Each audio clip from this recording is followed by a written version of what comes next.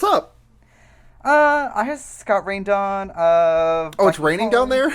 Yes, it's like raining on the snow, and it's like I live in a really weird place to bike to, and everyone wants me to die. It's fine. It's fine. Yeah, I have not lived a life that I could get to the places I need to go by bike in a while. Uh-huh. But even back when I did, it was like everyone hates me. I feel like it just feels like that one meme of like the bike lanes on the highway that's like crossing into a merge lane, and Yes! it's like the text just go ahead, die. That is every Boston driver when they see me. They look at me like I'm a pedestrian and they're in a Tesla. You know, like They look at you like the fucking Terminator vision. Flares yes, up exactly. in We their gotta eyes. kill. They're like, I want this twink obliterated. It's on fucking site. On for this, site.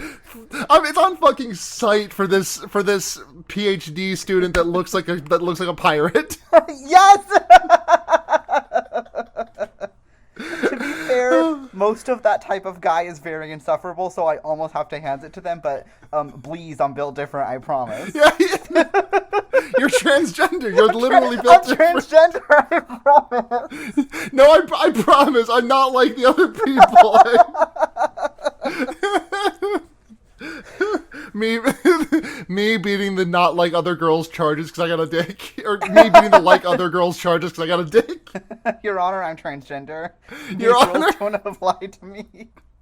Your Honor, my client was clearly going transgender mode, and as such, they cannot be held accountable. That's Jimmy defending everything Jesse does in Breaking Bad. He literally did nothing wrong, not remotely culpable. He was transgender about it, Your Honor. He was transgender. It's fine. He was going through it. He's got T-boy swag. He's got the unadulterated T-boy swag. Dangerous levels of T-boy swag on Jesse Pinkman. I owned some of those like exact outfits when I was doing transgenderism in Arizona. So that's just how it is if you're trans. Yeah, I also, when I was doing transgenderism in upstate New York, I also had some similar outfits of just like the exact same fit of, but like this is if Jesse was trans in the other direction and just hadn't gotten there yet. I fully believe that Jesse is trans mask. But also the way he dresses is analogous to how I dressed before I was like, wait, there's a reason that I'm always wearing hoodies and hiding my body. It's Jesse, like Brianna Song Rise and Fire, is trans both ways. It makes sense. Yes. Like Link. Exactly like Link. No difference between Jesse and Link to me. Jesse Linkman. I don't know who Walt would be because I haven't played a Zelda game in a long time, but you can take it from there. I'm trying to think. Like, the obvious one is like Ganondorf, I guess, but like that implies that Ganondorf is like a puppet master of Link, which I'm sure he is in some iterations, but I do not think that he is some mastermind like controlling Link from behind the scenes in most of them. Well, and importantly, the thing about Ganondorf is that there are versions where he's nice with it, and okay, Walt you know what? I think I have a great Waltz an analog, and this one that's going to hurt my heart because this is a character that's very near and dear to me. Okay. It's going to be Lineback from the Phantom Hourglass, who is the fail dad who like is your companion on your trip and just like takes advantage of Link. And I like Lineback a lot. Like genuinely, he's pretty much the reason that the Phantom Hourglass is like my favorite Zelda game. I just want to set the record straight before I get any tweets. I do not think it is a good Zelda game. I think it is my favorite Zelda game. I do not think it is a good Zelda game. Just want to get that one in print. I think that the fucking main mechanic that you have to keep doing is so I'm not going into this. I'm not going to go into gamer talk. I know you don't know this game. I do not need to. I do not need to extol it. What's that? I might remember it. So Phantom Hourglass is a DS game, right? Yeah, that was one of the two DS. It was the first DS one. Is it? Okay, so is that the one where you had to close the DS to stamp the map? Yes, that's the one. Okay, because I played that when when it like first came out, and I got stuck there, and I slammed my DS shut in frustration, and that worked. And I've never felt that way about a game. I googled that shit. I played that game late. Like I came to that game I got my DS like a few years after it was like big. And so I came to that game late, and so like that was thankfully all over the internet for me to Google when that happened to me. But that's pretty good. I'm sure that's exactly what they wanted you to do, and I fell for it because I was a very dumb child. Nintendo's trick. Nintendo's trick.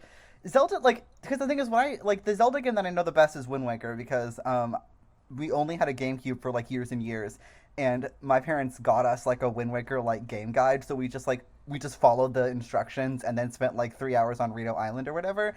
And so playing a Zelda game without a game guide, I felt very stupid. It was that one and what's the wolf one? Twilight Princess. I didn't have a guide, and I was like, damn, I'm stupider than I thought. Okay, it was very humbling. Most people point at Twilight Princess as an instigator into them being furries, which is true of me. I will point. It's not the sole reason. Like if we're being perfectly honest, like Animorphs and Renamon predates Twilight Princess by a long while. But like that it definitely didn't hurt. But the thing is that I will point at Twilight Princess as being the originator of my Ramona Flowers love, because Midna is just a manic pixie dream girl that you cannot romance as Link. You know, that's valid of you, because for me, Wind Waker was like me being like a bird furry. I was like, oh, this is relatable. Like, yeah! It was that, and then I was reading Animorphs at the same time. Oh, yeah, like, that'll do. That'll do nothing for you. I relate that'll be the fucking curtains. God. Speaking of curtains, you want to draw the curtain on this movie and do some movie watching? I had a perfect segue, but I got distracted talking about Wind Waker because, like, speaking of failed dads, this is a movie about a failed dad. Speaking of failed dads, let's get into this movie. Oh, yeah, so...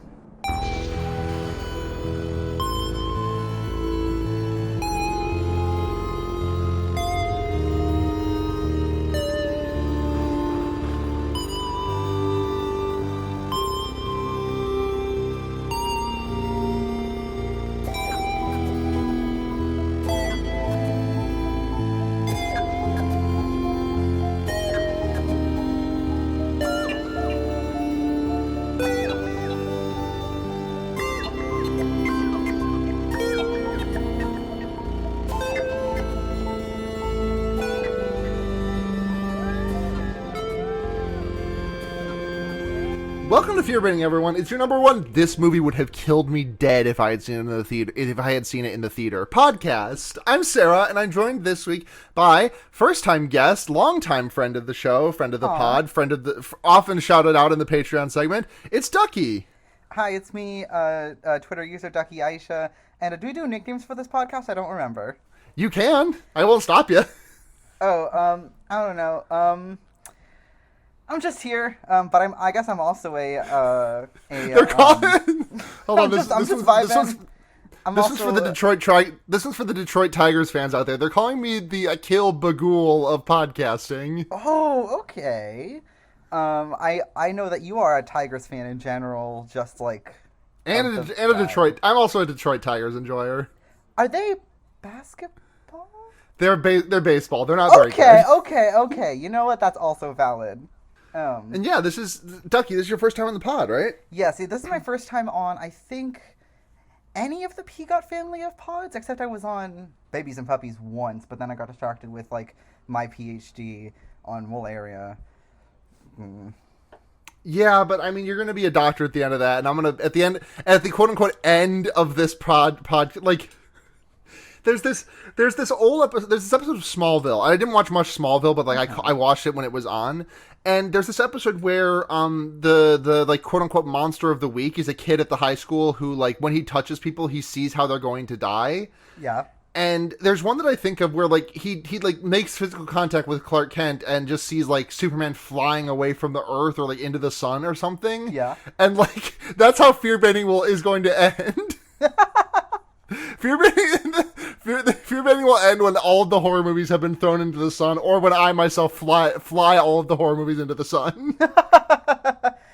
One day I'll come back on the pod and I'll be Dr. Ducky Aisha. Oh yeah, I'll make sure to introduce you as such. Oh, thank you. Yeah, this dude is not Dr. Fail Dad, but he does have like He's not Dr. Fail Dad, but only because he doesn't have a doctorate. He's Mr. Fail Dad. He's Mr. Fail Dad, yeah. Although he's Mr. Fail Dad. He's Mr. Fail Dad BS. Yeah, he is. Although it might be a BA if he wants to go be a journalism professor. Yeah, I think it is. I don't know why I sucked air through my teeth there. Like I do not have I have an art degree. It is not a Bachelor of the Arts. It is a Bachelor's of Science for Art.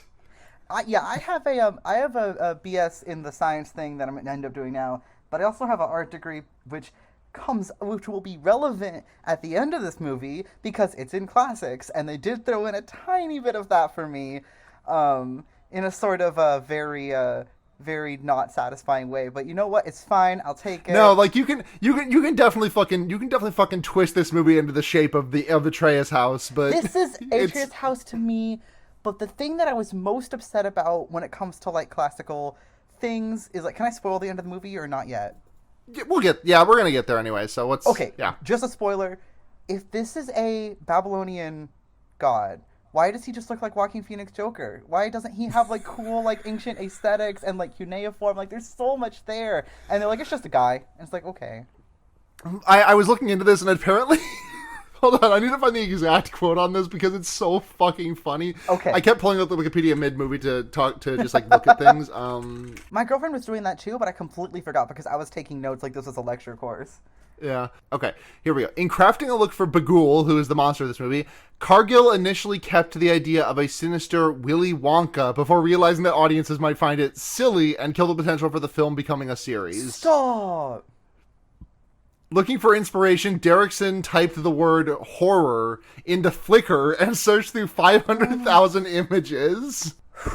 This is like what you do when you're writing a creepypasta. Hold on, one more sentence. He narrowed the images down to 15, including a photograph of a ghoul, which was tagged simply Natalie. Cargill was particularly struck by Natalie and decided, what if it's just this guy? Literally, what if it was just a guy?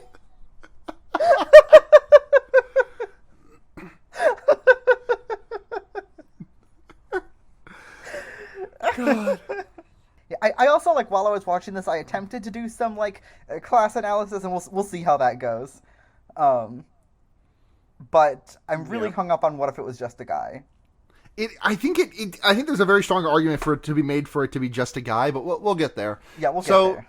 We get the Blumhouse opening credits, and the movie opens with some I call it grainy old time. It's just Super 8 footage. Like, it's just footage shot on a Super 8. Yeah. But the footage is 4 people with nooses around their neck, and there is someone standing atop the tree.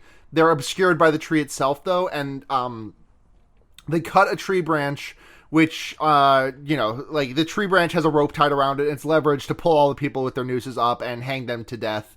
Yeah. And they all die. And then the film strip, the Super 8 reaches the end of its film strip, and we just get the last thing, which is just the word Sinister. And this title, I popped so hard for this title card. It fucking ruled. It looked cool as hell. Good opening. I like the Sinister. Very good. I like the grainy film aspect. I'm like, okay, I will lean into this. I liked the movies themselves.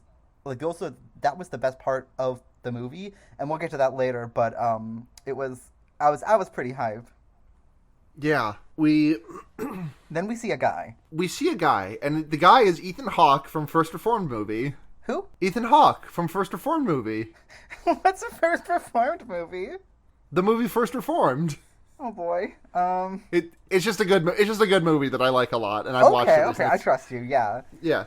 It's about crises of faith and climate change. It's very I think actually I do actually think they talked about this movie on can I shout out other podcasts on here? Oh, totally. They talked about this movie on This Machine Kills. Mm-hmm. Which is a really good podcast about the political economy of technology if you want to listen to it. So yeah, I know what you're talking about now. Yes, okay. Yes, carry on. Yes. He's in that movie. Okay. He's like moving into his house. There's like some cops chilling on the side of the road, and we meet the whole family. We got Ellison, who is Ethan Hawke dad. He's a true crime author and a big fail dad. Yeah. He moved into this house because it is a town where a grisly murder happened, and it turns out that God, this scene. His wife, Tilly, is that her name? Her name is said like once in this. Yeah, Tracy. Yeah, Tracy. Yeah. Tracy's like, Ellison, and she's British. I'm not going to do an accent, but she is British. She's like, Ellison, tell me we didn't move into a house two doors down from a murder. And he's like, no, we didn't move into a house 2 doors down from a murder. I promise. And it's because the house they moved into was the house where the murder happened. So he just rules lawyering his wife, which great fucking way to build a marriage, dude. I love so much their relationship and the way that he appears, because he is embodying the divorced dad aesthetic before he's even divorced. Right! He's manifesting divorce. He's saying, I am inviting divorce into my life. Actually, Bagul is not like a child soul-stealing demon. He's just like a divorce demon. He exists to get people divorced. Well, no, he's an anti-divorce demon. He stops divorces from happening by murdering the couple before they can get divorced. Oh shit, that's good. Yeah, he can sense when you're about to get divorced and then comes into your life. He's got spider sense, but for divorce. He's got spider fucking. This is one of Venom's powers. Okay, so we meet Ellison. We meet Tracy, his wife. We meet Trevor, I think, is his son. Yeah, Trevor, and then his daughter Ashley. Trevor doesn't give a shit. He just listens to music very loudly. Trevor's just kind of used as like a couple of scare, like this child as a jump scare for this movie, because he gets night terrors and sleepwalks, and so like that's really the reason that he's in this movie. And he's also in this movie because it gives me a chance to talk about House MD. Because why is he in that? Is he in that? No, but one of the better episodes of season 1 of House MD, I think it's the 3rd one, is about a kid who's in his like late teens who's getting night terrors and sleepwalking, and it actually pulls off the like horror ambiance really well, especially because Hugh Laurie isn't really good at doing an American accent yet, so he's very like emotionless when he speaks in that episode. And I was like, oh, this is just like that episode of House MD. Go listen to Housebound, my House MD podcast. Shout out Housebound. But yeah. Oh, and one thing I also like, this is like early on in the movie. I'm not sure if we introduced the kids before this scene, but he like the cops basically don't like him because he like says that they're bad at their job, which is true. Yeah, he. I think that it's both. Yeah, cops are bad, but also they are very right that like what he's doing is extremely in poor taste. Just like the whatever, like not an ambulance chaser, but like a hearse chaser. Yeah. It's like and because it turns out that Ethan is the guy, the man playing him. Ellison is a true crime author who has been writing stories about, you know, about like murders that have happened all over the US, and he keeps moving to places where murders have happened so he can write about them. And I really like the sheriff. He's like barely in this movie, but he's very funny. He's like, yeah, you were when in Kentucky Blood, that book you wrote, you were right about the police work then. They did not do a very good job, but you were not right about like Bumble's murder or the homicide of John A. Grom. Like these are true crime novels in my mind. Yeah. I've fucking got nothing. But I think that this movie is at its strongest thematically when it's like talking about what true crime is and does. I do think that he's got a point where he's like, you know, I do like the line that he says where he's like, whenever cops say that he's wasting his time, it means he's wasting theirs. But it's also like, he's not like against cops on principle. No, he's against. He uses being against cops as a cudgel to clear room for his his space. Like, he wants to get people arrested anyway. Whatever. Yeah, I think I like the line of the sheriff says where he's like, the town needs to heal, needs to forget, and like forget ? A little bit, but town definitely does need to heal and does not need some hearse chaser coming in here 6 months after this grisly homicide happened, being like, oh, what if I wrote about the fucked up evilness? What if I tried to solve this murder myself? I'm gonna do a citizen's arrest. Yeah, he's like he's like one of those like weird vigilante guys, but for true crime. Except instead of having a podcast, he writes like This guy points to like this guy points to like that murder case that Reddit solved, and I was like, this is why Reddit should be solving crimes instead of police. It's like, I don't think police should be solving crimes, let me be clear, but I also don't think Reddit should be solving crimes. I do not think Reddit is worse than the police. I do think the smallest step upwards you could take in terms of quality of, like, care of the case, like, if you went from policemen solving crimes to Redditors solving crimes, like, the smallest of steps up in terms of, like, quality of crime solver. Yes, that's what I meant. Yeah, like, the police are not good, but Reddit is, like your average true crime head, your Reddit head, also, like, they have a very vindictive and punitive mindset anyway, so ideologically it's not much of a step up, and also, like, in terms of practicality, yeah, it's barely a step up. Right? But it's... Sorry. No, it's okay. You can go. Like, fucking, hold on. I gotta just, like, do a quick little bit of boots on the ground research real quick. Okay. Like, imagine if your wife got murdered and you were informed that the person involved in, like, the person who is directly responsible for solving your wife's murder is, like, Reddit user Poggers in the chat. Don't worry, guys. Reddit user Firestar Dude has got the. Actually, no, I think Firestar Dude would have my shit down. Yeah, Firestar Dude would do me right. Yeah. Firestar Dude would not let my Star Wars story go untold. Reddit user Weezer reference bumbled another crime last night. I have a half a line here. Maybe you can finish it, but it's just like, cops hate him, local true crime writer, etc. Yeah, that's what I was thinking of this whole scene. Cops hate him. Local true crime writer does not solve crime, fucks everything up. Makes things actively worse. One of the few times I'll agree with cops. I hate this fucking guy. Damn, I hate to agree with cops, but this guy does suck. Yeah. But he does have a fantastic knitted cardigan. I want it so badly. I'm looking at the pattern. I want this so badly. Yeah. Anyway, that's all I have to say about the intro. Yeah. We initially don't know that they have moved into the murder house, but the reveal of it is that, like, Ethan Hawke tells his wife, "We did not." Jesse, listen to me. We did not move 2 houses down from a murder house, Jesse. I swear. And then he, like, walks into, like, his living room and looks out the back screen door and sees the tree from the intro with the branch cut off. Yeah. And, like, that branch that was used as, like, the counterweight to lift the dead people up by the nooses, like, that's still hanging on the tree. Like, no one moved anything. The realtor selling this place didn't think to remove that one? I mean, adds charm. This movie gets, like, really directly into it. Like, I was not expecting as much of this movie to spend as much time, like, mired in the horror element. I kind of expected to be doing some more meandering, but we really, really get into this. Yeah, and it didn't feel as long as it was. It goes straight into that shit. Yeah. Yeah. Ethan Hawke heads into the attic and finds a scorpion, and he drops a box on it, and then the box that he drops on it, like breaks the floor and reveals a hollowed out little panel where a box with some home movies was there with things like, Family Hanging Out 79 or Family Hanging Out 08, BBQ 87. Yeah. And he's like, "Oh, that's weird. I guess I'll put that in my office." And there's, like, also a reel-to-reel projector in there. Yeah.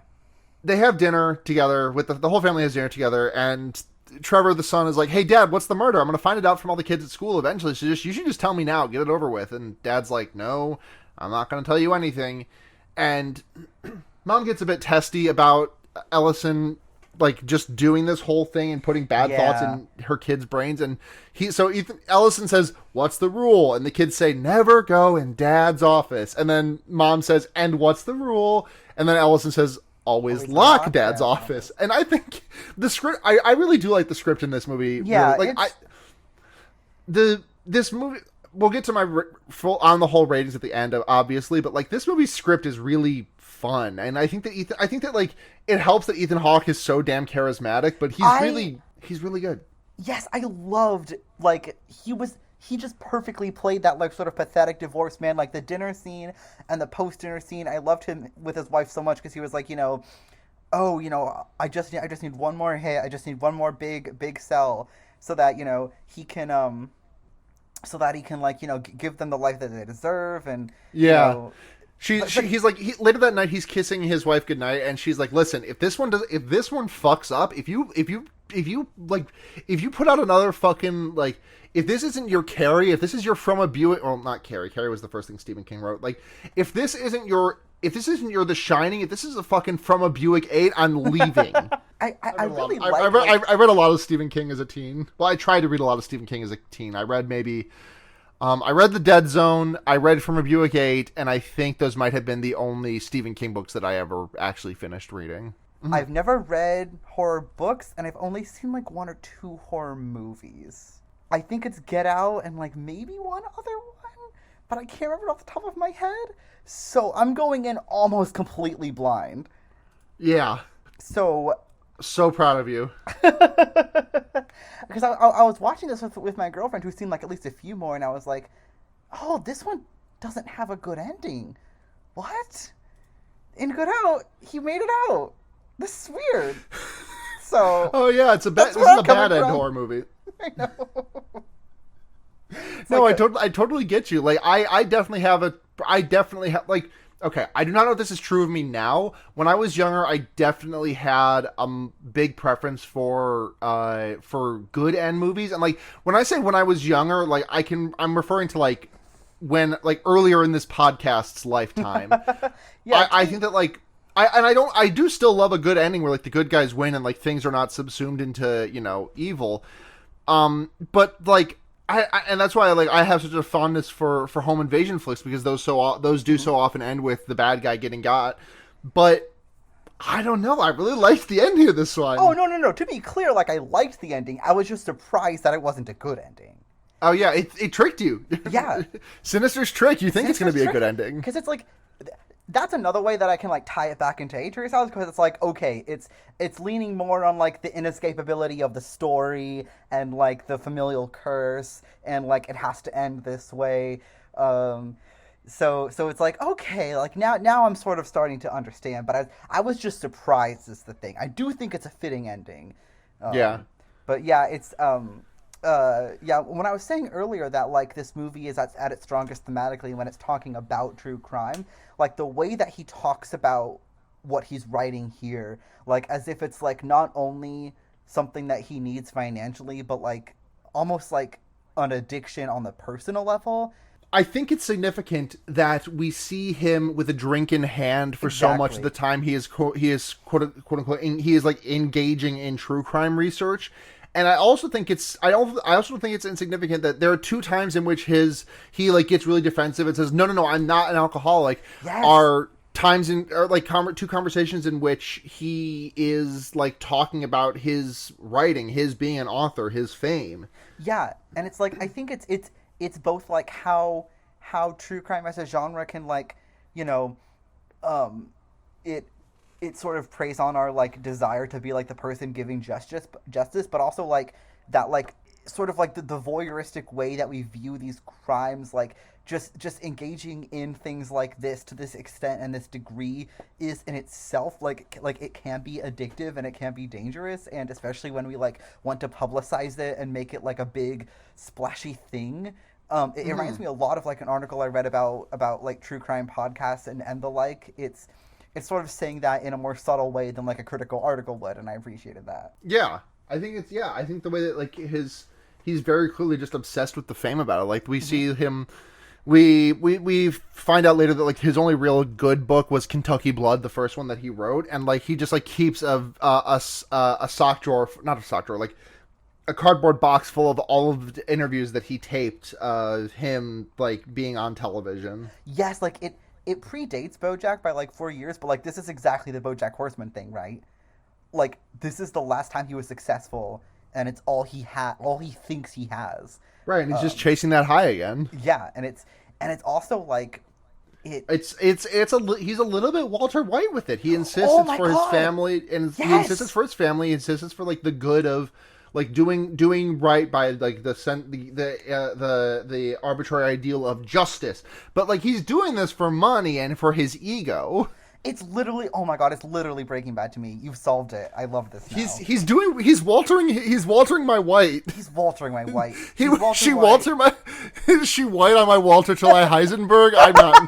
I really don't know. She breaking on my bad. She break on my bad till I Walter.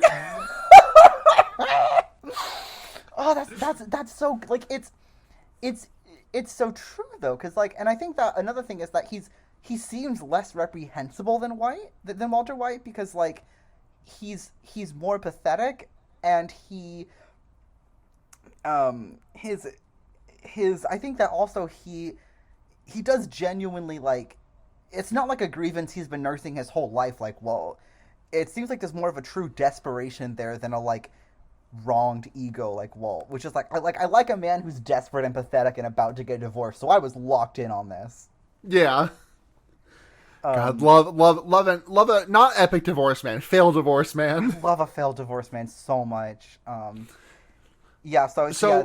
Oh, you can go, yeah. So he says goodnight to his wife. She says, I'm British. I'm gonna leave you if this one fucks up. I literally said I wasn't gonna do a British accent, yet here I am. I'm gonna leave you if this one's not fucking great. Ethan Hawke, I can't wait to watch you in First Reformed in 5 years. And he goes to his office where he is doing a murder pin board. He's Pepe Sylvia-ing the murder of this family that lived in the house before them. And he sets up the projector and is thoughtfully watching the cinematography of this home movie. But in the middle of it, like in the middle of this family playing out by this tree, which is like very much the center, the focal point of this home footage, it cuts to that scene from the start of the movie of that family being hung by the neck from that same tree, as some entity cuts the branch off and makes all of them rise up in the air. And he pours himself a drink and then rewinds the film strip to watch it again with his notebook in hand. He writes notes like, "Who made the film? Where's Stefan?" Like, I don't know why I've got the Batman stank on it, but he wrote them in all caps, so it's just in my notes I'm seeing, "Who made the film? Where's Stephanie?" Because Stephanie was it was a family of 5. 4 of them were murdered, and Stephanie, the youngest girl, went missing. Yeah, I really liked this is the first time we see one of the, like, snuff films in their entirety, and one thing I really like is the dramatic cut in the score of the home movie, from, like, the sort of distorted music that's, like, sort of supposed to be calming and sort of, like, melodic, to, like, a different sort of darker, weirder, more discordant music as they start being hanged. And it reminded me so much of this album that I've been listening to a lot, because I've been doing a lot of writing and stuff for my paper, and it's called Everywhere at the End of Time, and it's like... that album! Yeah, the one that, like, there was that TikTok thing going around a year or two ago, right? I don't remember the TikTok. I actually found it out from, like, someone in Roy's, like, Creepypasta podcast Discord. Yeah, so the thing behind that is that, like, people were, like, posting on TikTok or Twitter. I can't remember where it originated, but, like, it either started on Twitter and went to TikTok or vice versa, where people were, like, saying that, like, don't listen, whatever you do, don't listen to this album. It's like scientifically designed to make you go physically insane. Yeah, no, it's just a very, like, sad album, because it's, like, you know, represents the different stages of dementia, and so it goes from, like, these sort of, like grand, like, ballroom big band tracks that, like, get more and more distorted over time, and then it eventually falls into, like, complete incoherence, and then, like, silence broken by a few sounds. And I've listened to it, like, a million times because I'm, like, obsessed with, like, you know, brain cognitive decline, and, you know, the mind, and mental illness, and life under capitalism, because, like, I got into all of this because I was researching the football concussive injuries thing. Anyway, so 390 minutes, this one. Yes, yes, I've done this. I put it on and then I write for the whole lab workday. Fun point, yeah, like, when? I'm asking when Fun point on this album. Oh my god, well, see, I already subjected them to hospice, so I'd have to do this to them again, and they'd think that I was, like, a sicko joker. God, but Hospice is so good.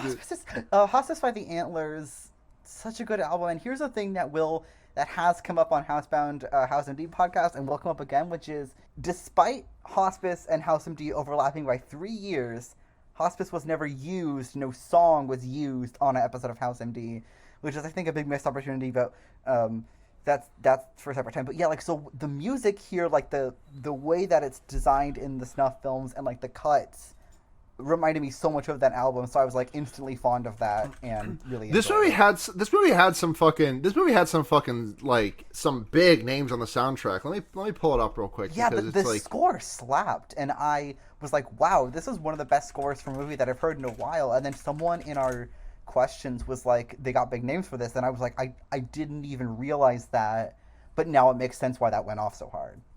Right. I've pulled up Sinister original motion picture soundtrack. Sinister movie 2012. I can't find anything, but I know there's like some big names on, like Sun was on this one, I think. Oh, Sun, punctuation. Sun O. Yeah. Yes, I know it's not. I know it's not pronounced Sun O. We'll get to that when we get to questions. Yeah. But it's okay. It definitely stood out. Like, the score was so good this whole movie, and I think the contrast that they were able to create in the in-universe films was just chef's kiss. Really liked it. But yeah, as you mentioned, the way that he engages with these movies is very, like, it's connected to the way that he drinks, and it's sort of very obviously framed as another type of addiction. So yeah, it's good. He like goes out to the backyard and just like looks at the tree where the hanging happened and is like, well, I'm going back in the house now.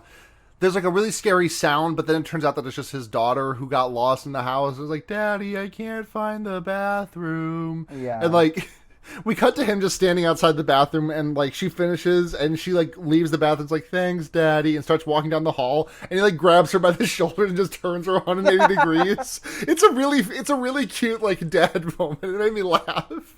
Yeah, and I really like after that when he's like tucking her in and like complimenting her paintings because she like paints on her wall and stuff, which is really sweet.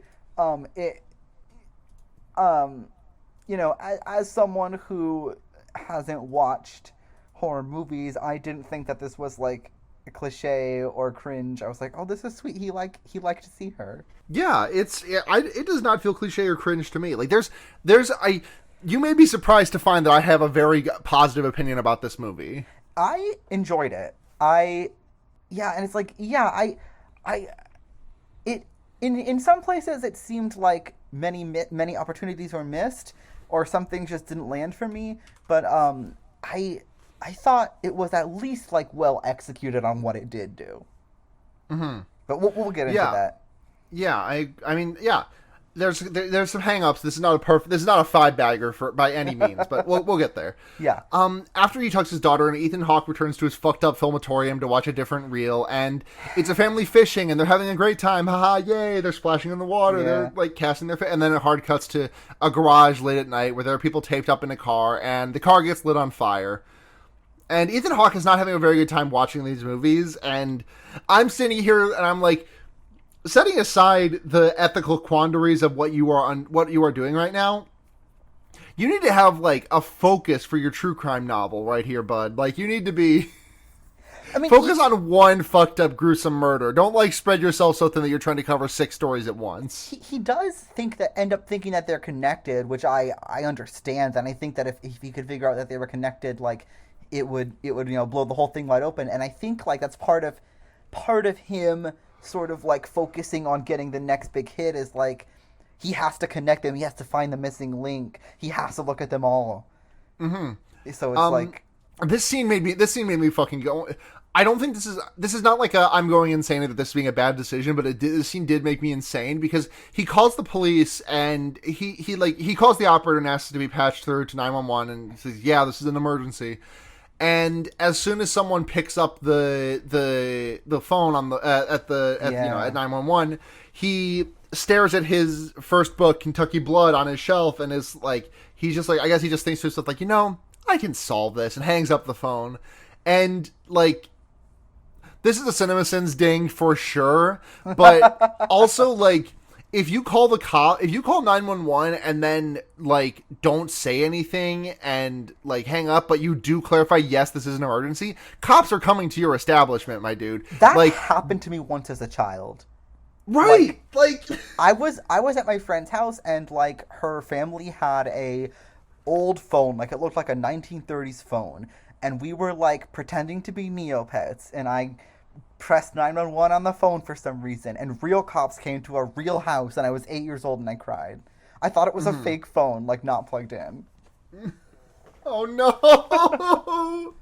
I would also cry about that for sure. Yeah, but like it, they I mean, I'll cry about. I would cry if that happened to me now. I like. We're hanging together.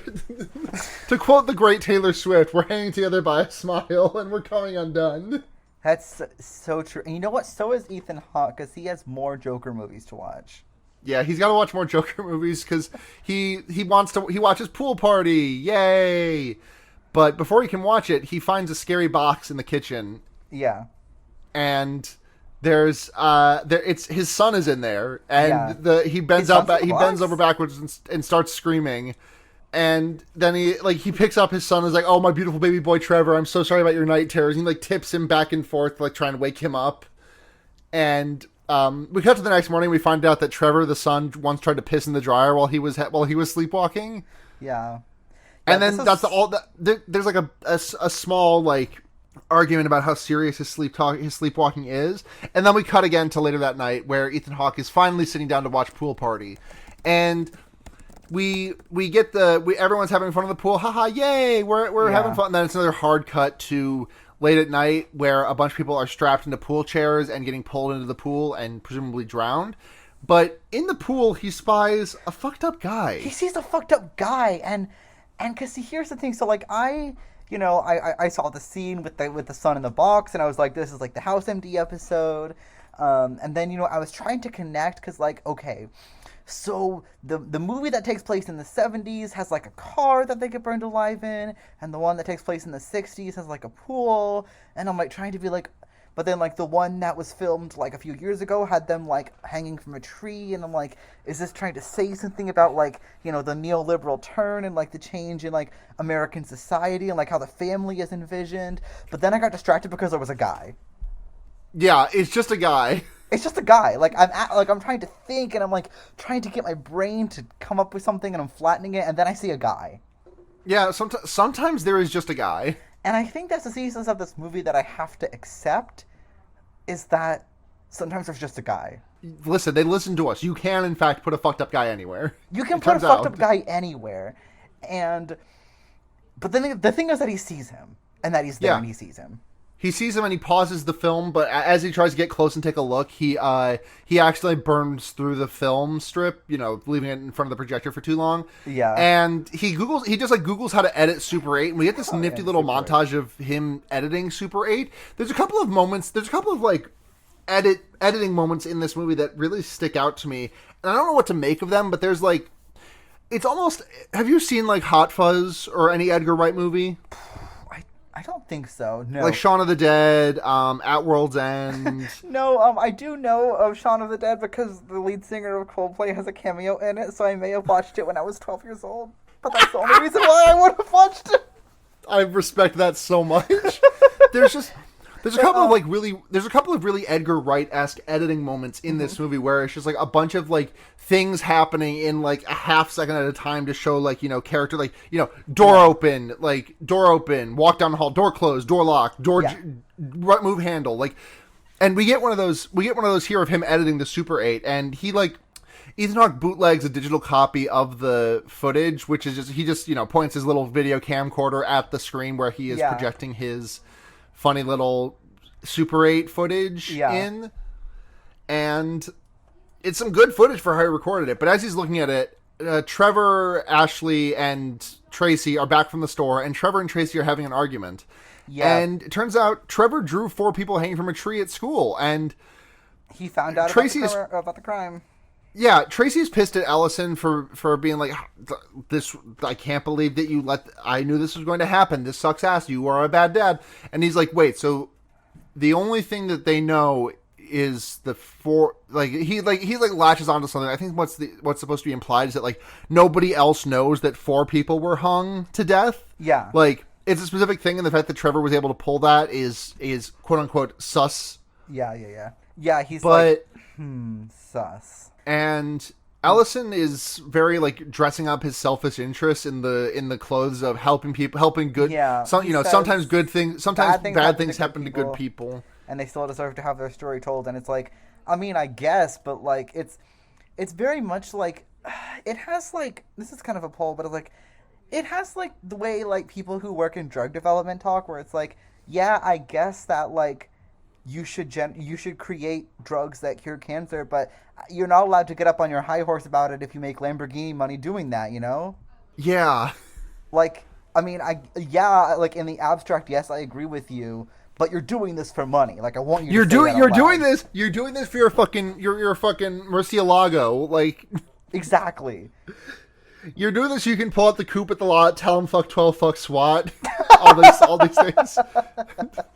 Roddy Rich was a scholar, frankly. Yeah, so it's like, I mean, yeah, I guess in the abstract this is true, and I guess in the abstract and in the real, like, cops are bad at their jobs. We know this, but it don't hit the same if you're like profiting off of being like the person sort of salaciously Right, telling... it rings just ever so slightly hollow. Yeah. It's like every presentation that I see in like Malaria World that ends with like, "Thank you, Bill Gates, for your money," and it's like, okay, dude.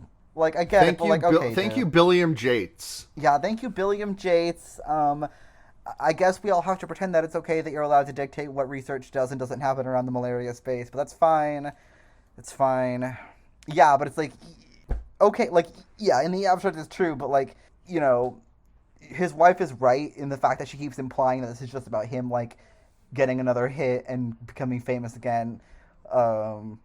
But I did take a note here that says they're looking more and more divorced by the minute, so that's great. Because a dad who's getting divorced is a character that I like to see. Yeah, it's great. Ellison cut to later that night, and Ellison watches another fucked up murder movie, and the family. And I was also like this protagonist, slowly sipping liquor while I watched this. So I got like more and more into this movie throughout. Not the like Joker movie, but like the actual movie. Right. So Ellison goes and watches another fucked up murder movie. There's a whole family, and also a dog that are taped down, and their throats get opened, and it's not very good. Yeah, a kid also gets killed in bed, like their throat slit, and Ellison can't watch this, so he turns away. And he says Ellie needy drinky and takes a big slurp of booze. Ellie needy drinky. Yeah. Between the weird guy, the cop, my bitch wife. the editor from hell. This has been a cromulent fuck crust full of a day. Ellie needy drinky. Ellie needy drinky. This one also had like this sort of like in-universe movie also had a like really like good like cut in the score that I was like, okay, I like this. Mm-hmm. But I also wrote here like, okay, so his Mac can play Super 8 movies and mine can't even play .avis. We hate to see it. God. Oh God. But then he's on that. How much do you think Apple paid for this movie? Like, how much were they? He's on that MF MacBook. He's on the like big desktop computer interface that my family had because my dad is a Mac guy. TM. He's also got like this specifically like he's got the iPhone from like when the iPhone first came out, like when you remember what the iPhone screen looked like back then. Yeah. He's got that. I mean, it was 2012, so it was like the early generations. Right, but not that early. I'm talking like the iPhone came out in like 2000. The iPhone was like 2006, I think. Oh, really? Let me check when the iPhone came out. Yeah, because I don't know if my dad had one that early, and I know he would have gotten the first like 2007. 2007. Oh, damn. Okay. Yep. January 2007. I did not know that was that early. To be fair, I was not aware of much. Like, I was still like role-playing warrior accounts on Neopets, so I probably was not even anywhere near aware of this. But maybe it's like symbolism because he can't afford to upgrade his iPhone because his books suck ass. I don't know. Yeah, he's on the same shit-ass iPhone for the last 10 years. Yeah, this one, this movie, he puts it onto his funny MacBook. Yep, he like prints out a picture of the guy, of a fucked up guy's face, and he also zooms in on a detail and finds out, okay, this video was taken in St. Louis. Let's do some research about the Miller family murders. Not only does he zoom in, he cranks up the brightness and contrast to reveal a new detail, which is like, that's literally what I do sometimes when I take images on the big microscope. So I was like, all right, kings recognize kings, we understand. Reviving, but yeah, he's the St. Louis reveal. So like, I was a little bit confused because at first I thought, did all these murders happen in this house? But then it was made clear, oh, these are different places, different areas. Yeah, because all these murders took, like, the one murder did happen in this household, but they took place everywhere. Yeah, and so he hears a spooky noise when he's watching this, and he has to go investigate. And my next note says that this movie would have killed me in the theater. Oh yeah. So like, yeah, he's reading about like the Miller family murders because he's able to figure out like with the St. Louis detail and the date, like what's going on, like who these people are. And like while he's reading this like creepy shit online, the lights go out. Yeah, and you're so right. Like, I lost something for sure watching this with my big light on, with my girlfriend like online shopping next to me in bed. Honestly, like, my room's perfectly well lit. The dogs are here with me. I've got, I'm meticulously taking notes, which is definitely taking me out of the immersion. I'm still fucking freaked. Like, I pulled up Where's the Jump for this movie, which I have not done in years. Yeah. Like, and for anyone who doesn't know and who would like to maybe watch along but are too scared of jump scares, Where's the Jump is a very helpful website that gives you the exact timestamp of when and where and what happens in a particular jump scare in any movie. They document major and minor jump scares. Very handy. Yeah, very useful. Yeah, my girlfriend Nina pulled that up before we watched this movie, just so she would like be aware of when the jump scares were going to be. But she was like barely paying attention, so it didn't really matter. But yeah, this is the first of many sequences where he's walking through the house in the dark, crawling around in a dark house, and something fucked up is gonna happen. Yeah. And the fucked up thing that happens is that he's hearing some footsteps up in the attic, so he's like, well, I guess I will go into the attic. And he heads up there with a kitchen knife, and he finds a box. It's wiggling, but he flips the box over, and it was just a snake. Just a funny little garden snake, I think. A snake and another scorpion, I think. I didn't see if there was a scorpion, I did not see it. I just saw the snake.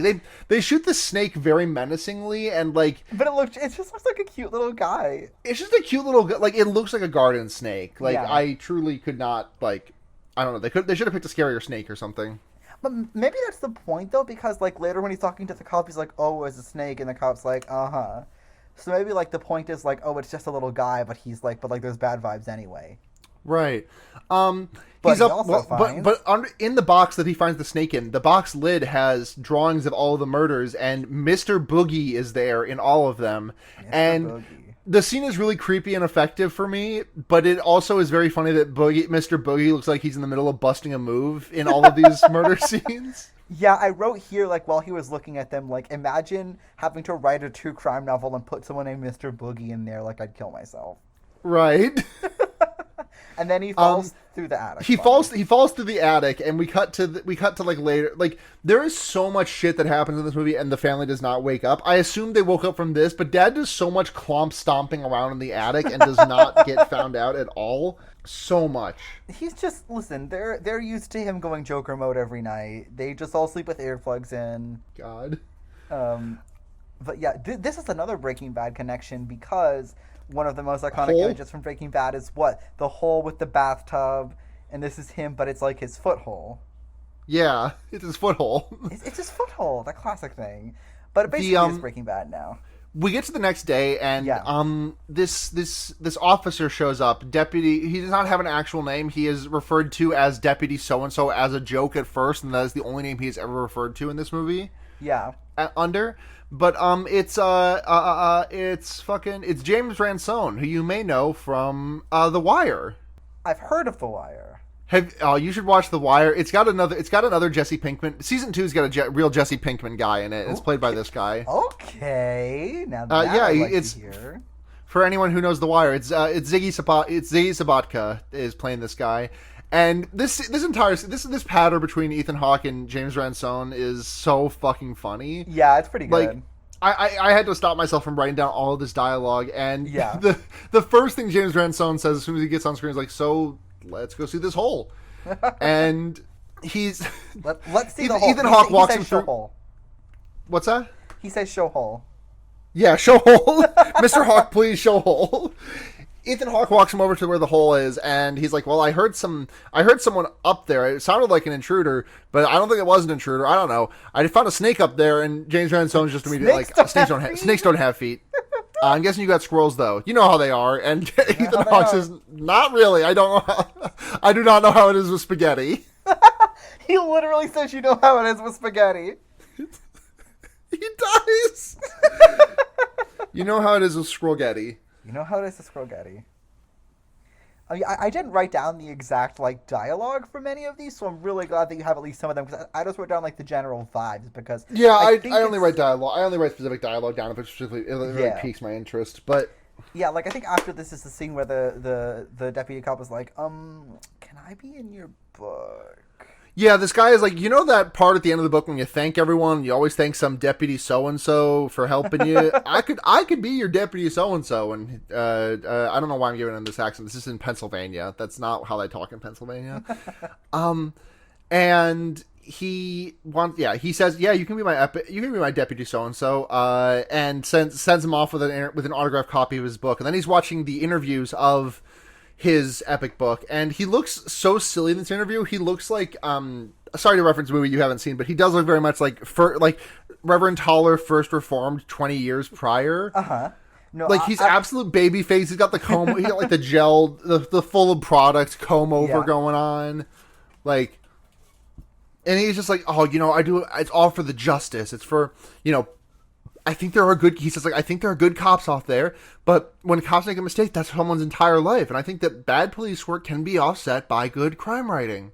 Yeah, I wrote after this interview. Yeah, he has all these interviews. It's very BoJack energy. He just kept them all. Right. And yeah, I wrote here it's this crime writing as something that can make you famous, monetizing. Publicizing salacious, violent details of people's gory deaths.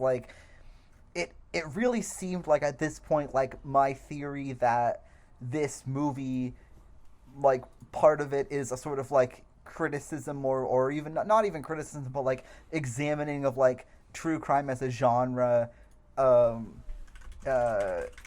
is upheld by the way he's portrayed in this interview, and as the person watching the interview later, washed up, drinking, etc., desperately trying to sort of comb the details of a grisly murder for a story. Yeah. So he looks at all the drawings of all the mass homicides and sees that Mr. Boogie is there in all of them, and then so he's like, well, I guess I can find I can find Mr. Boogie in the background of these other videos. So he looks for a guy. He looks for a guy. He finds a guy, and we cut to the next morning, and Ashley, his daughter, is like, I want to bring Daddy coffee, and Mom's like, well, we have to make his coffees very special. Daddy needs his French press, and she brings him the coffee, and he takes it, and then immediately closes the door as he takes a phone call. And he gets some info from Deputy So-and-so, and it's the Deputy So-and-so's like, yeah, I got some info for you here about the car that exploded in the Sleepy Time murder. Yeah, he got the addresses of the houses. He finds out that one of the families had lived in one of the houses where another family got murdered. Yes. And I'm sure that's not important. Yeah. But while he's doing this, in the background, he's got a frame of Mr. Boogie pulled up on his screen, and in the background during this conversation, Mr. Boogie just moves. Yes, and then after Mr. Boogie just moves, he sees on his computer a film of himself trapped in the attic with the Super 8 footage. Yes. And we see him falling to the floor, and there are a bunch of baby hands grabbing him. Yes. It's creepy. And then we cut to the projector playing in the middle of the night. Yeah, he wakes up in the middle of the night and finds that the projector and the laptop are both playing the murder that happened the hanging murder that happened, and they're both just perfectly synced up. And this movie would have left me physically dead in the theaters. Oh yeah. One thing I love about it is the sense of what time it is is always a little bit jarring and weird, and you're like thrown hours into the future. I don't know what he was doing in the intermediate time, but now he's like, it's the middle of the night and he's woken up again. It just disorients you, and I think that's to its benefit. Yeah, I think so too. A big scare happens here, which is that Ellison holds up a printout that he took of Bagul hiding in the backyard where the hanging murder happened. He like holds it up to the bushes where the murder actually happened, and then when he puts the paper down, Bagul is out there, parentheses real, and it's very scary. Well, does he actually see him, or does he just like, or is this when he sees the dog? No, he sees Bagul. He fully sees Bagul out there. Because what happens next is that he goes out there with this big, strong baseball bat, and he flashes his flashlight among the bushes, and he sees someone in there, but it's just his son Trevor, who has been night walking, sleepwalking. He wakes up the family. They all have a bit of an emergency thing. He goes back outside to get his baseball bat, which he forgot, and there's a big evil dog out there who has not shown up prior and does not show up again in this movie. It's just the presence of this dog is very strange and feels, and it's this starts what I think is the weakest part of this movie for me, which is the presence of the because eventually what we find out happens. I got to jump to the end of the movie to talk about this part here, because what we find out what we find out eventually is that what happened in all these murders, that the ancient entity Bagul took possession of the children in these family murders, utilized these children to kill everyone else in the family, and then like spirited away the children that he used as his vessel. Yes. And these children, as like decaying bodies, like is looking kind of like zombies, appear in the background here when Ethan has this small standoff with this dog. And this scene itself is a little bit creepy for sure. I just don't like where they go with this, because we just like see the lineup of the kids standing behind him, and it is genuinely creepy. And then he looks back and there's nobody there, and the dog doesn't really care anymore. Yeah, it's like if it was just one shot and you never saw the kids again until the end of the movie, it would have been effective. But yeah, like you say, like there's stuff that happens after this where it's like, okay, well, I'm not really scared about this. Yeah. But then he has a big fight with his wife. He has a big fight with his wife, who's like, Ellison, you've got to quit the book. You got to quit drinking. Quit doing all of this. You're making this so bad. And Ellison's like, listen, babe, I'm going to go on the interview circuit. This one's going to be huge. I'm on the brink of discovering something. And she's like, I don't care about it. No, you care about this. Nothing is wrong. Everything is fine.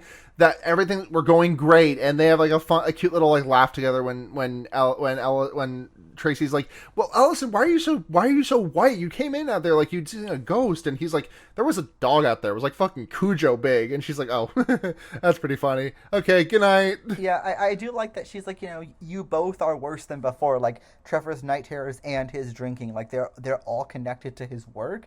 And it's sort of like, obviously this is a criticism of like true crime. It's a genre specifically, but it's like, you're working and it makes your life and your family's life worse, and it's disintegrating your mind and body. I'm stretching it thin, but there's something there. Yeah. But yeah, and so then they if not make up, at least like reach a peace, and then Deputy so-and-so walks in, and well, no, because what happens is Ellison falls asleep on the couch, but in the morning, the Deputy so-and-so is there. He's like, hey, I got some information for you.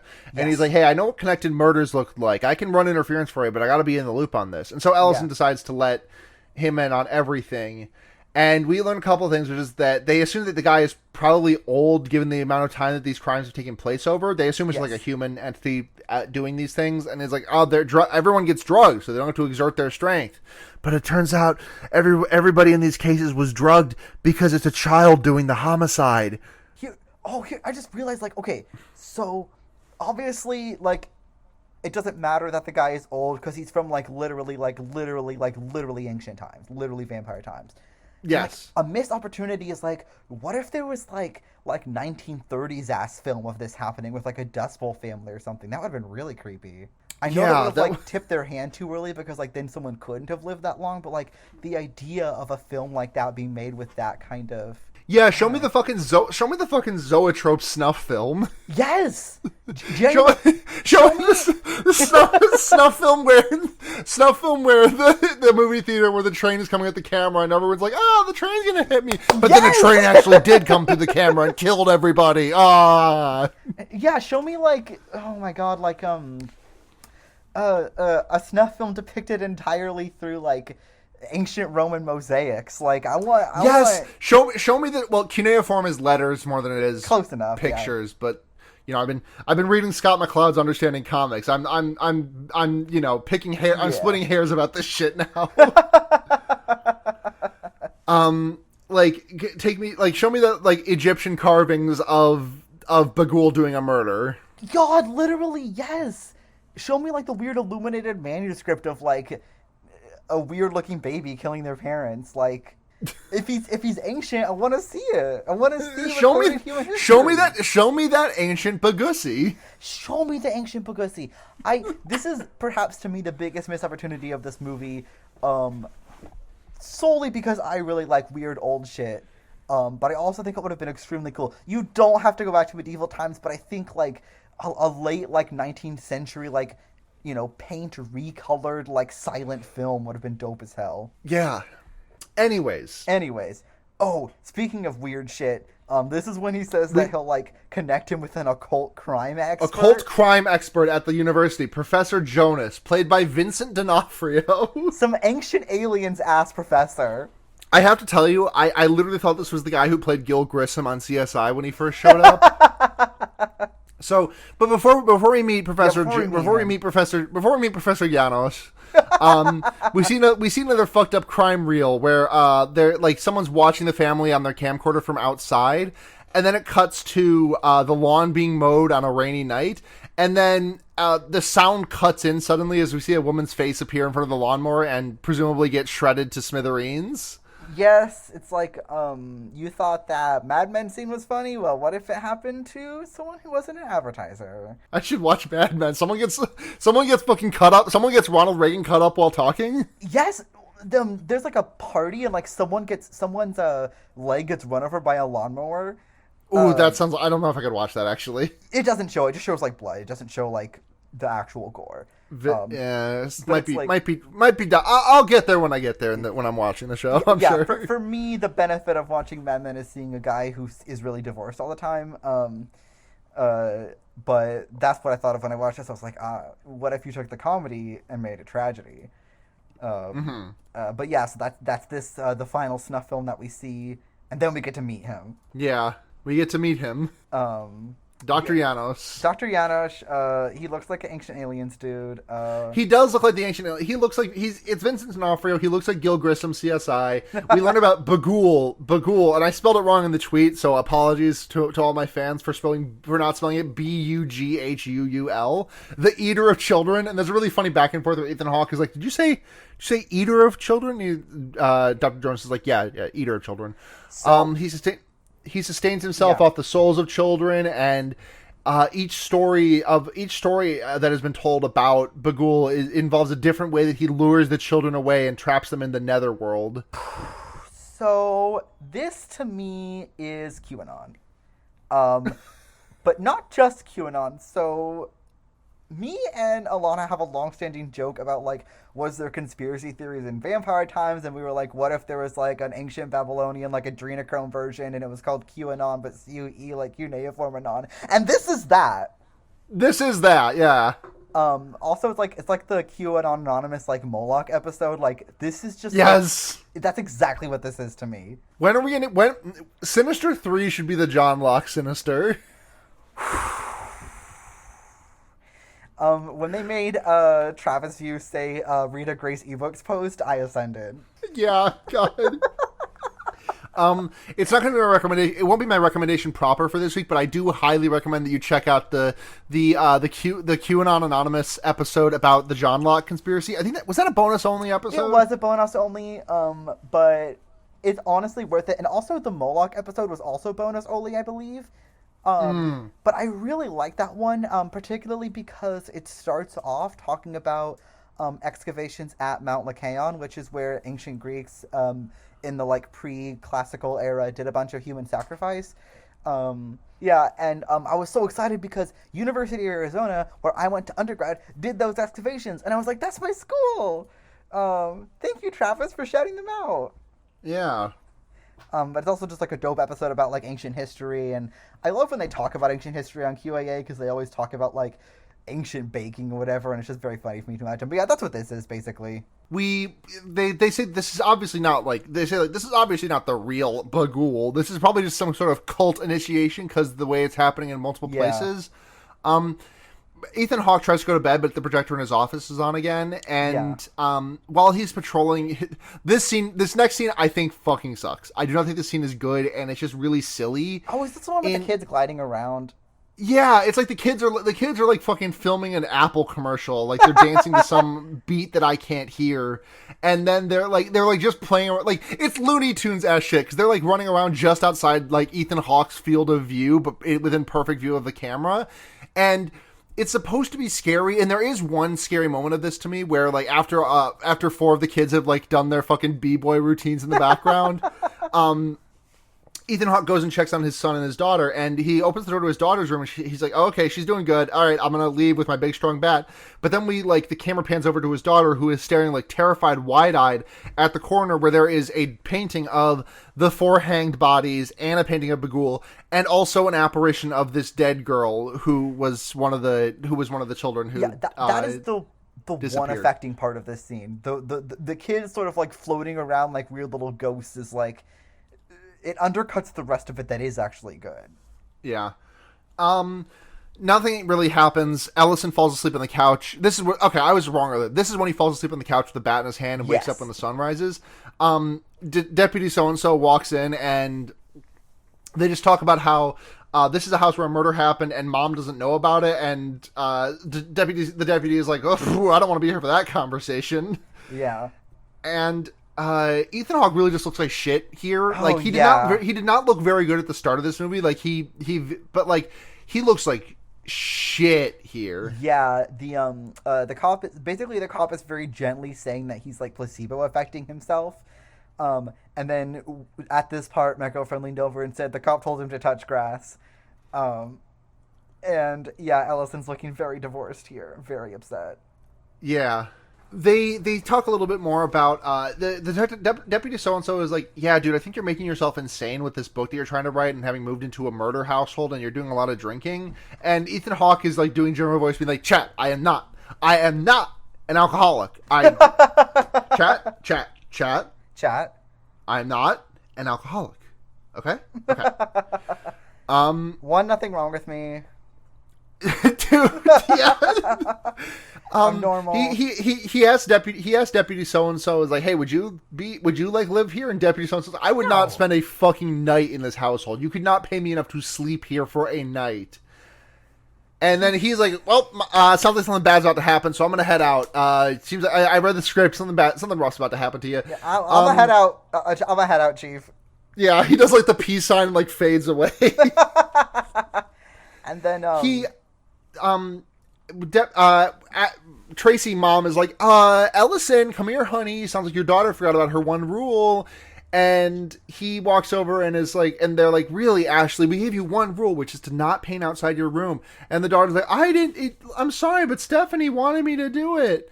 And it's a painting of one of the dead girls. Yep. Yeah, the one that was like haunting her in the previous scene. And Ashley is like, well, it was one of the girls who died here, the one that Daddy's writing about. And then this is when Mom is like, oh, you did this? You are motherfucker to me? You motherfuck me?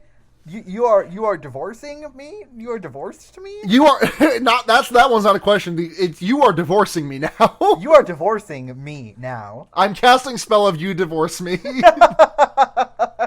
And then there is a very Walt Schuyler exchange where his wife is like, where he's like, I'm doing this for us, like this gives my life meaning, this is how I provide for the family, and she's like, first of all, we give your life meaning and your children are your legacy.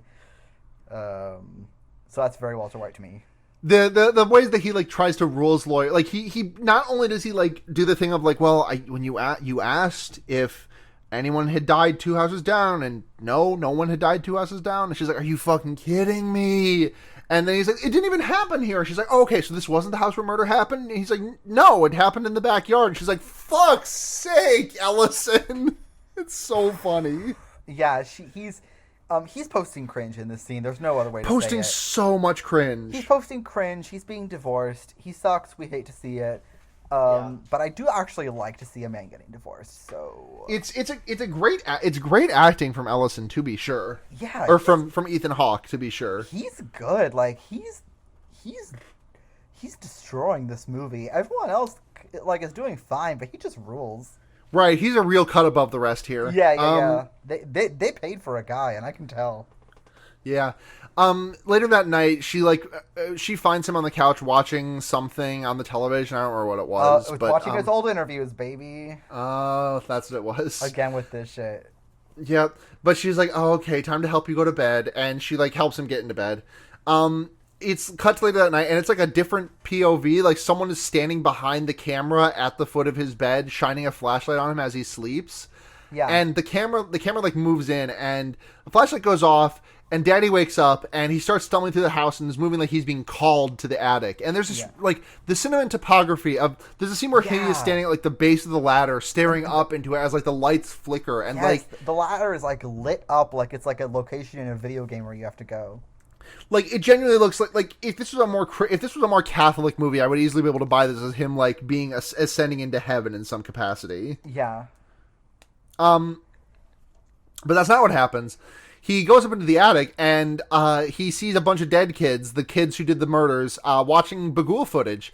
And Bagul walks toward, like, they're watching it on the projector, and Bagul is walking towards the camera of the projector film. And then as he reaches the front, like, Bagul leans out of the side of the frame, like really close to the camera of the movie that you are watching, and scares you real good. And Ethan Hawke falls down the ladder, and all of the tapes and stuff, and all of the tapes and reel-to-reel projector and everything fall down there with him. Yeah. And he is like, fucking, all right, we got to get out of here. I'm going to burn all this shit. Another Walter White moment. He sets it all on fire. He says, Skyrim guard voice never should have come here. Get the kids, pack the car. We have to leave. Yeah, we are getting out of here. They're speeding, and they get pulled over by the cops, but the sheriff from the start of the movie is like, oh, damn, you're taking my advice, huh? Ellison's like, I'm not fucking writing this book anymore, dude. I'm out of here. Book and over, the sheriff's book like, canceled. Yeah, the sheriff's like, well, get out of here. Bye. Don't speed. See ya. And he's like, great, don't want to see your ass again.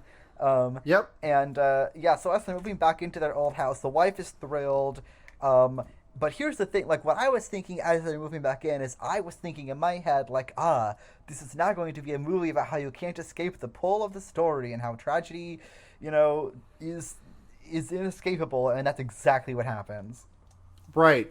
Because what happens is that, he gets a couple of calls from Deputy So-and-so, but he ignores them. But he also gets 3 scanned images from Professor Jonas. Yeah. And he tells him that people believed Bagul lived in images himself, and they were gateways into his world. And Bagul would take people hostage through these images. And he, like, deletes all the recordings he took and dusts off his hands, like, well, that's that. But real quick, though, so of the images that he gets sent, like, one of them is, like, fragments of a deteriorated fresco. And, first of all, looks like shit. Second of all... I love fresco. Ancient Roman frescoes would have been, like, on some nobleman's house if they were preserved. Who was the freaking sicko joker who painted this ancient Babylonian child eater in their triclinium? Like, that must have been the ancient Roman, like, QAnon room. Like Tiberius in one of his weird little caves is like, yeah, I'm gonna put a sicko Joker mural in here of the child eater demon. We're a shrine to a shrine to Shuggoth, the child eater. I hope no historian sees this and writes about how I'm a weird freak. Right. He deletes all the recordings off of his laptop and declines another call from the deputy. He goes up into the attic and finds the home movies box that he burnt with the reel-to-reel and everything in it, and he's like, oh, fuck, it followed me. But also, Like he is like fucking thumping, stumbling around in this attic, which I mean, I guess the family not waking up this time does make sense diegetically, because he also finds extended cut endings, and he like we get some more like some footage of him editing Super 8 footage together.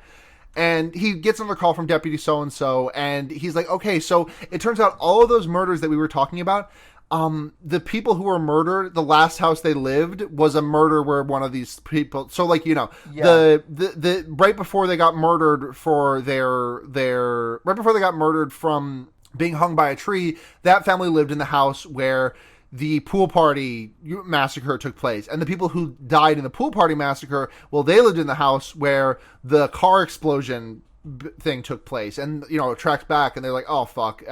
He says something like, you did not get out of this man's way, but you put yourself directly in this man's line of fire. Yes, and he's a true crime writer, and he wrote himself into the story. We like to see it. Yeah. And he watches the extended cuts and he sees all the kids like walking out from behind the camera and shushing at the camera after they just killed all their family members. Yeah. And Ellison's like, oh, this isn't very good. And then he looks in his coffee and sees like green ooze at the bottom of it. He's like, oh fuck, shit. I have been drugged by my daughter who's evil now. And she appears behind him. Mode. She appears behind him and says, I like that you made the movies longer. They're better that way. Don't worry, Daddy. I'll make you famous again. And she kills the whole family. She dismembers them. I like the ending, parentheses bad. That line had Jeff the Killer energy, unfortunately. It really does. It's got 2-sentence horror story energy to me. Like you didn't like it. If she said nothing, it would have been a better ending to me. Yeah, but that's not the end because that's right. Yes, that's right. She shushes the camera, and then we like see her walk towards the camera and take someone's hand. And the camera like turns around and walks through the halls, which are stained with walks through the halls of this house, which are now stained with blood. And all the other epic murder children are spotted down the hallway, and they do like Kubrick stare and walk at the camera. And the camera pulls out to reveal that the footage is being watched by murder daughter, who is drawing the murder that she did in the little box where all the other murder drawings were. She leans to the side while watching the footage, and Bagul is behind her, and he picks her up and carries her into the camera, and he just he just walks into the camera, and then we see this footage being put into a film reel and put into a box along with all the other ones that Ethan Hawke was looking at this whole movie. Yep. And this one's called House Painting, which made me laugh. Yeah. And then there's a really cheap ass jump scare right before the end credits of Bagul just like doing at the camera, and then we get the credits. I wish at the end with all the other murder children, like in Bagul, like picking her up, I think maybe that's where you could have like you know, murdered children from ancient Egypt, murdered children from ancient Greece, murdered children from like the 15th century. I don't know. Just I want to believe that this is the ancient Babylonian god, because he looks like just some guy. Unfortunately. Yeah, he does. I want him to be chiseled. I want the beard. I want the little wings. It's nothing. It's fine. It's fine. Right. I'm not mad. Yeah. So on a scale of 0 to 5 symbolic symbolic glasses of scotch, how many symbolic glasses of scotch are you going to give this movie? I think I'm going to give it... I was going to give it 4 symbolic glasses of scotch, but I had to knock off 1/2 because I just really wanted to see a like Epic of Gilgamesh ass dude, if you say that he's that old, and I just didn't get to see one, and like you didn't show me a big sexy man, so I'll give it 3.5 symbolic glasses of scotch. I think this one actually gets a 4 symbolic glasses of scotch for me, speaking personally. That's like valid. I did not expect to like this movie as much as I did. I'd kind of like in my mind I had mentally written this off as just like the late aughts, early 10s, like bad horror, like bad big budget horror, like not big budget, like bad huge release horror movies. Like, and the thing is, like the other movies that I lumped this in with are like The Conjuring, which I kind of liked if I remember correctly, like Insidious, which I think is part of the Conjuring thing, like timeline, whatever. Conjuring Extended Universe. Yeah, but like I just enjoyed this movie a lot more than I think. A lot of the things that take points off for me are the ghost children just like doing like that is very cringe. Yeah, it's like that old video of like the kid with the glasses and the bowl cut and his friend like dancing to Darude Sandstorm or something. That's literally it. It seems like a small thing to take so many points off of, but like I also feel like this movie has something really to say about true crime, but I feel like they did not. I don't know. I feel like you felt like they stuck the landing more than I do on that. I just feel as though the true crime stuff was not really like. I don't know. I feel like it did not come to a conclusion. I feel like they did not have like a statement at the end of it on it. Yeah, I think that's fair. For me, I felt like what it's saying about true crime. I feel like that was at least like a consistent running thread that I could grab onto and a theme that meant something to me. So I was like, okay, I like that. Like, it's the very end, it just sort of goes into a completely different direction thematically in my onion. But I like criticism of true crime and like analysis of the true crime genre enough that I'm willing to like give it a pass. But yeah, I was surprisingly positive on it as well. So I was like, okay, a good second horror movie to have watched. Yeah, I'm glad this was your second horror movie. I hope you can enjoy more. I hope I can enjoy more. We got some questions. Oh yeah, we do have some questions. Yeah. Do you want to read them? Yeah, the first one from Hieronymus Goat at Curse Goat. This movie has a bunch of cool music cuts like Sun and Boards of Canada. What's the most you've ever popped for a particular song or even general soundtrack in a horror movie? I'm really racking my brain trying to think of like a needle drop or something that really got me. This is an insane thing. This is an insane soundtrack to praise, but like, are you familiar with the Divergent books and or movie? I know that they exist, but I never watched them because I think they came out like when I was just too old for it, like just a bit too old. Me too. The only reason I've seen the movie is because my sister was a big fan and we went to see one in the theaters on family movie night. That's the soundtrack for that movie is really good. Junkie XL did a great job of it, but I'm trying to think of like anything that like made me really pop in terms of like something being on a soundtrack. You know what? I'll say it. Seeing The Matrix and realizing, oh my god, Dragula is in this movie made me pop, because I had forgotten that I had seen The Matrix before, like last year it would have been 2 years ago that I rewatched it, but I had seen The Matrix before, but it had been a long time ago, and I did not know what Dragula was, so that song did not really stick to my brain in the first time I saw it, and so experiencing Dragula, having completely forgotten that was in that movie, was a real mind blower for me. I love that. Yeah, I haven't watched horror movies, as I've said, but like, my girlfriend hadn't seen it, so I watched Sorry to Bother You with her like a year ago, and that soundtrack goes. Oh, it's so good. Oh, speaking of horror movie soundtracks, the Hacks and Cloak did the soundtrack for Midsommar. Great soundtrack. There's a reason that the scores for Midsommar. There's a reason that the score for Midsommar has become something of a TikTok meme. Okay. I think that's a Midsommar score. It could be Hereditary. I don't know. They use both of them over there. Let's see. Transgangar level 69 at Diplobrochus. Thank you. Great name. Transgangar level 69. I love to experience this name. Should Bagul start a makeup guru YouTube channel? Yes. He makes the chalk white foundation really pop. I think his eyeliner choices are just so they really complement the fact that he just dumps a bucket of gymnast chalk onto his face to start off his face care routine. There's two options. One is that he does that. The other is it's Bagul parentheses my version, and he shows you how to do ancient Babylonian makeup with like coal and lapis lazuli and whatever. Ooh, I would love this. That would be fun and nice. God, Ducky, in a different universe where you're not going for your doctorate, I think you would be a great like gimmick YouTuber where your entire thing is like, "Hello, I am from ye olden days. I am here to like a historian." Oh, that would rule. Like, I actually love making like ancient Roman recipes. That would have been a fun YouTube gig if I didn't have to like take care of needy parasite children all day. Right. Also asks, what other family gathering would be a good tape? I'm betting on wedding personally. I think like graduation. Yeah, my first thought was high school or college graduation. Yeah, I'm not sure like how you would make that like fucked up and twisted, because like, you know, barbecue was the family getting burnt in the car, pool party was the family getting drowned, hanging around is the one, you know, everyone got hung. What if graduation they have like a fucked up like crane mechanism and they fling them into the sky and they die like throwing your hat, but you throw the whole person.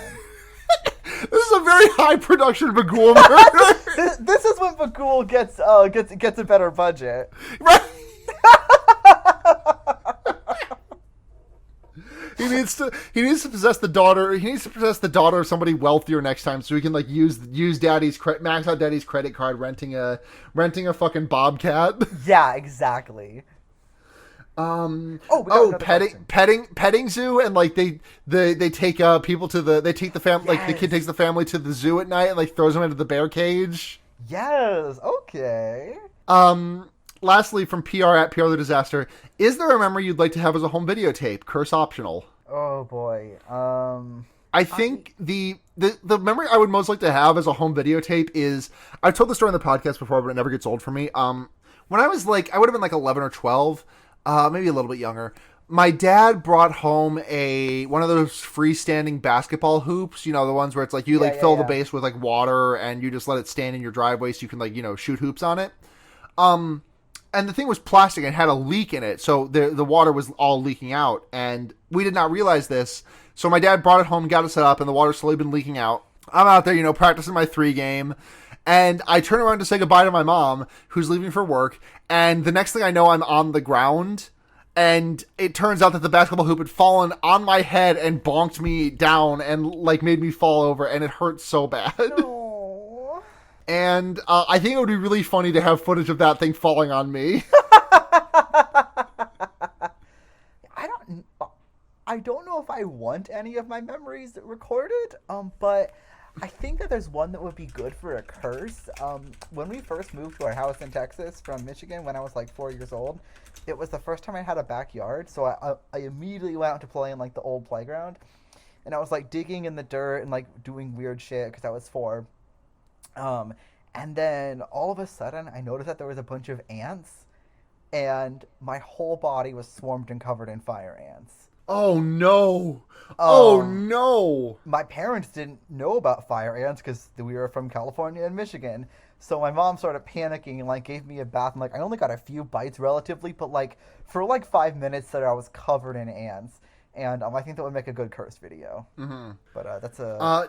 PR also asks, which horror movie fucked up guys buy his jeans off the back of the truck? I think Michael Myers canonically Michael Myers has the fit that he does because he like fucking he killed some poor like maintenance worker and jacked his clothes. I think Michael Myers buys jeans off the back of a truck. I will take your word for it because I saw this question and I was shopping it. So if you don't know what this refers to, a House MD patient gets poisoned one time because he bought jeans off the back of a truck, and that's the reveal at the end of the House MD episode, which is fantastic. And so I saw this, and I immediately asked my Housebound co-host, listen to Housebound House MD podcast, who would do this, but none of us could think of like a horror movie guy off the top of our heads except like the Jigsaw guy. Oh my god! Wait, when you say the Jigsaw guy, do you mean like Tobin Bell, John Kramer, or do you mean Billy the Puppet? Me and Alana both thought that the guy making the traps and the puppet was the same guy. Honestly, I also thought that for a long time. So it would be the puppet buying jeans, but the puppet is also the guy. So that's my answer. The puppet buys the jeans. Mm-hmm.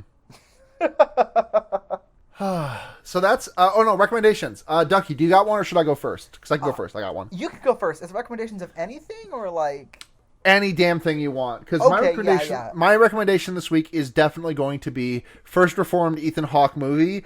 It's a movie that I watched I'm gonna double check and make sure that I haven't recommended this on Fear Rating before because I feel like I have. You should do it again because this was recommended as well by the This Machine Kills podcast host, and so I will second it. I trust their judgment. So yeah, First Reformed is it's a movie about a reverend who is visited by a woman and her troubled husband who is an environmentalist, and her husband is very troubled by the state of the world and talking about them. It asks the question of the morality. It starts with the question of what is the morality of bringing a child into this world that is like this, and it takes a lot of turns and it makes your tummy hurt from stress. Yeah.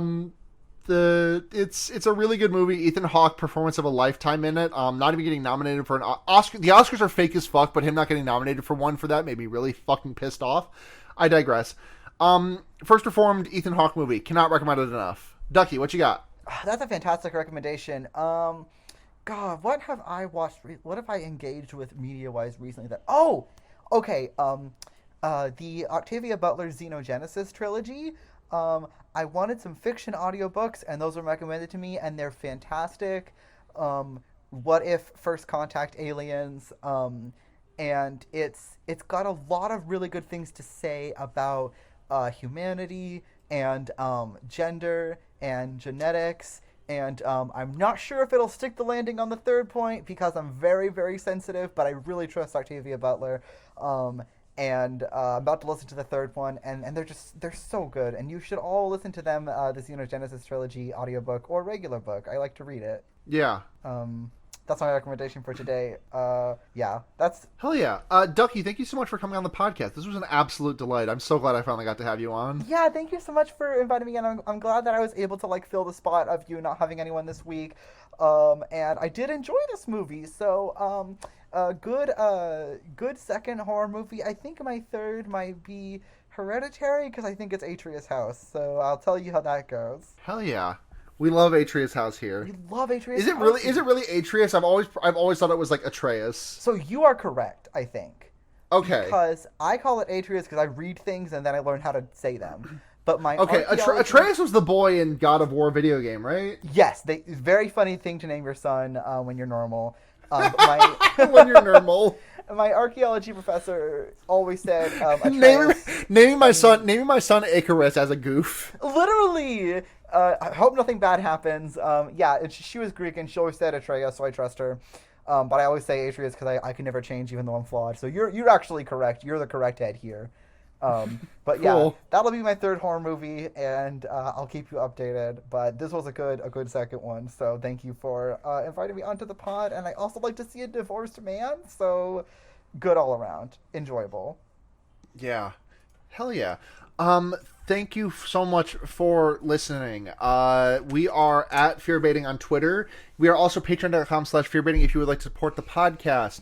$1 a month, basically a tip jar. Occasionally episodes get up early. If they do, you get them early. $5 a month, you get your name right on the podcast and a message right on the show. $10 a month, all of that, plus also you get to make us watch a movie. Thank you very much to Luna Wolf, Paul Moran, and Paul Bechtel. We love you all so much. No, yeah, sorry, I got a handful of things to get through. Yeah, I'm sorry. Thank you to Matt GameCube for creating the Noisepace.xyz network, which we are so grateful to be hosted under. You can find so many other great podcasts under that network, such as the other ones that I do, like Forward ReZero, the ReZero Watch Along podcast, like Wow Cool Robot, the Gundam podcast that I am about to be on. We're covering Iron-Blooded Orphans. Or I might already have been on, depending on when you're hearing this episode, where the recording schedule is a little bit out of whack because of reasons, but it's fine. You'll hear this episode, listen to Wow Cool Robot, I'll be on it.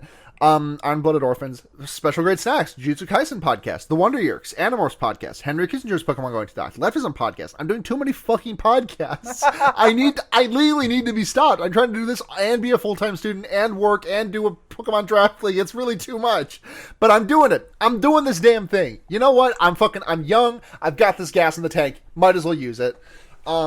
Thank you to Blair Kitch, who edits these episodes most of the time. Thank you to people you meet outside of bars for our incredible intro-outro music. You can find more of them on Bandcamp if you just head to gaygothvibes.online.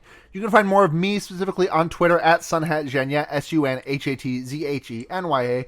Oh, and Blair can be found on Twitter at Blair Kitch. And I believe that's everything. So until next time, I'm Sarah. I'm Ducky. And remember... What do we remember? You can put a fucked up guy anywhere. You can put sometimes there's just a guy. Sometimes there's just a guy. Bye. All right. Good night, everyone.